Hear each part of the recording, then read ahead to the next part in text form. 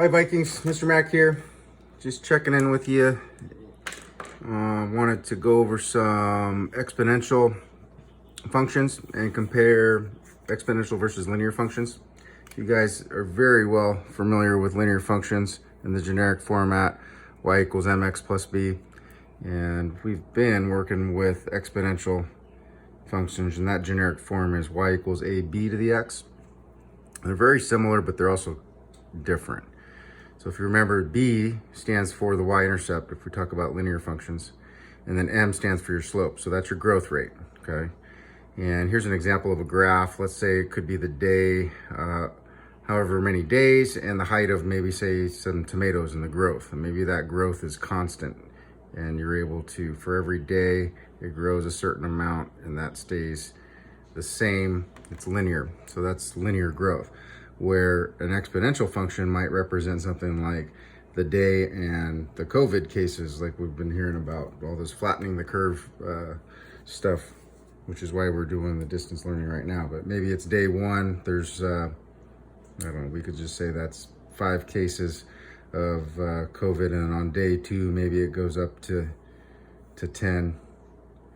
And then day 3, it just starts growing faster. And day 4, it's way up here. So you see how there's that curve that we're talking about, and they're trying to flatten it. So without doing any measures like social distancing, that's just gonna keep going and exploding, and it's gonna grow fast.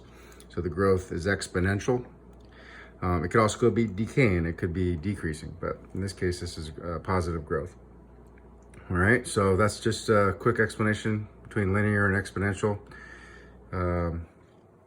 Also keep in mind that growth could be, remember we use vocabulary like continuous versus discrete. Continuous means it's a solid line and you're going to connect dots. And discrete would mean it would be, you wouldn't connect the dots, and they would just, they'd be dots. Like for example, if this was days, you could have a half of a day, but if they were bunnies, you couldn't have half of a bunny. So that's where you would just have a series of dots. So continuous versus discrete.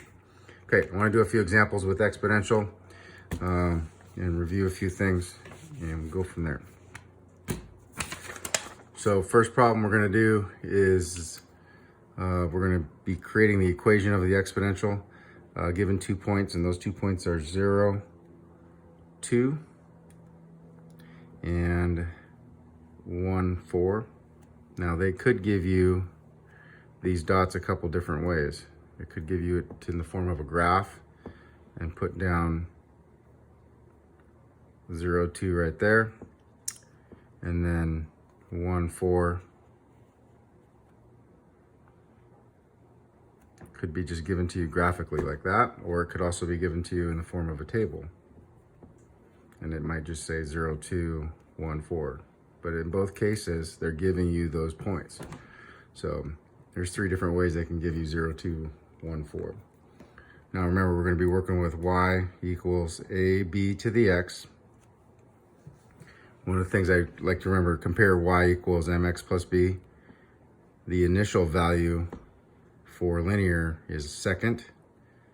And I just always remember that for exponential, it's the opposite. Your initial value is a, which is going to come first when you put these in their generic format.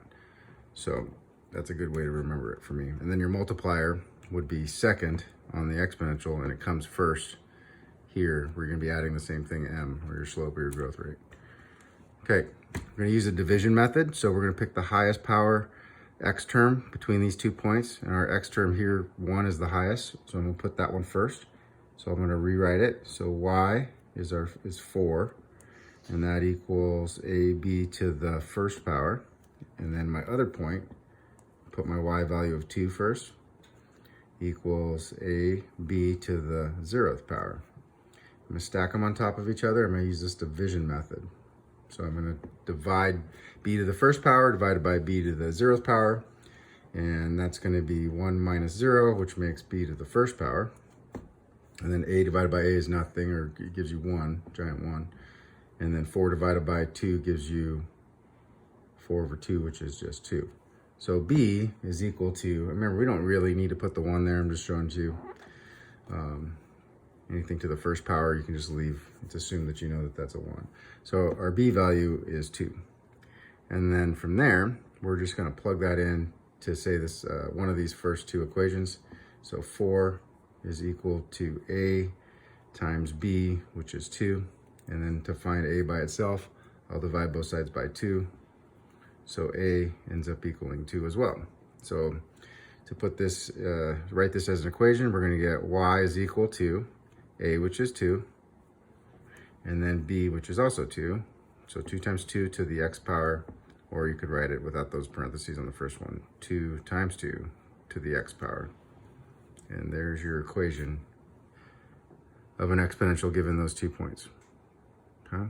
Now, anything to the 0th power is nice because it's just 1. So you could, instead of stacking these up, you could take a shortcut here for this part right here. And you can just say b to the first power is 1. So you really have 2 is equal a to the, or a times 1, which is just a is equal to 2. So that's a faster way to find it. Anytime you have something to the 0th power, you can go a little quicker. On the second example, it's not going to be as easy, so you'll need to know how to use that division method. Okay, same instructions. We're just trying to find the equation of a line given 2 points. I've got 2, 2, and I've got and 3, 4 are our 2 points. Remember, there's a couple other ways they could give you this information. It would be either giving you a graph and then just saying there's 2, 2, and you'd have to be able to either determine that by the hash marks, or maybe they'll give it to you this way, 2, 2, and then maybe 3, 4 would be right there. 2, 2, and then 3, 4. So they could either label them or just put them on the graph, and you'd have to determine by looking at the graph, or it might give it to you in the form of an XY table, 2, 2, and 3, 4. So just be able to recognize that those are 2 different points. And given those 2 points, you can find the equation of that exponential. Generic form is y equals ab to the x power. Remember, our initial value is a, and our multiplier is b. Okay, so to set it up, you're going to put the highest power x term on the top. So of these 2 points, the highest power x term is going to be this one, the 3, versus the 2. So I'm going to put that one first. I'm going to plug in my x, y. Remember, this first one's your x, and your second one's going to be your y. So 4 is equal to a times b to the x power, which is 3. And then for the other one, I have 2 is equal to ab to the second power. I stack them on top of each other, and I use this division method. So b to the third divided by b to the second. When I divide exponents, I'm going to subtract, so that's 3 minus 2, which makes b to the first power. And then a divided by a is just 1. Then I have 4 divided by 2, which is 2. So b is equal to 2. Now that I know b equals 2, I can plug it into either one of these equations. I'll do the top one. Let's see if I wrote them here. 4 is equal to a. Remember, b is 2, so I'm plugging it in to the third power. 4 is equal to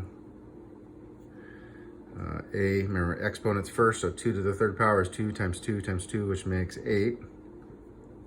And it doesn't matter whether I write it like a times 8. I could also, it's the same thing as putting the 8 in the front. So if you see it this way, don't let it throw you for a loop. You're still going to divide by the leading coefficient. In this case, the leading coefficient's in the front, but here it's on the back. So I'll divide both sides by 8 to get a by itself. Here's a giant 1, so a by itself. I'm just going to switch sides, so I have a in the front of the equation. A equals 4 divided by 8, and I want to reduce that fraction. So a is equal to 1/2. And then your last step would be to rewrite, since you have your a and your b, you're going to rewrite things. Y is equal to 1/2 times b to the x power, and there's our answer. If I want to make sure I'm correct, I can plug my a and my b into the other equation to double check that I'm correct. Let's do that. Do a quick check. I'm just going to check it by using the other equation. So here I plugged into this first one. Now I'm going to use the other one. 2 is equal to a, which is 1/2, times b, which is 2 squared. 2 is equal to 1/2. What 2 squared is 4.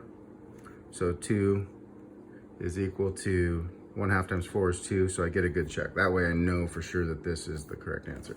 So hopefully that'll help you out working with exponentials.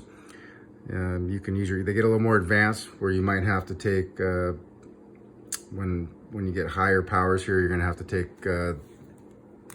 certain roots, like maybe it might be the fourth root, and you can use your calculator to do that and round your answers using to the nearest hundredth using your calculator. That's when they get a little trickier, and you just got to do some rounding and know how to use your calculator. Maybe we'll do some problems with that on another video.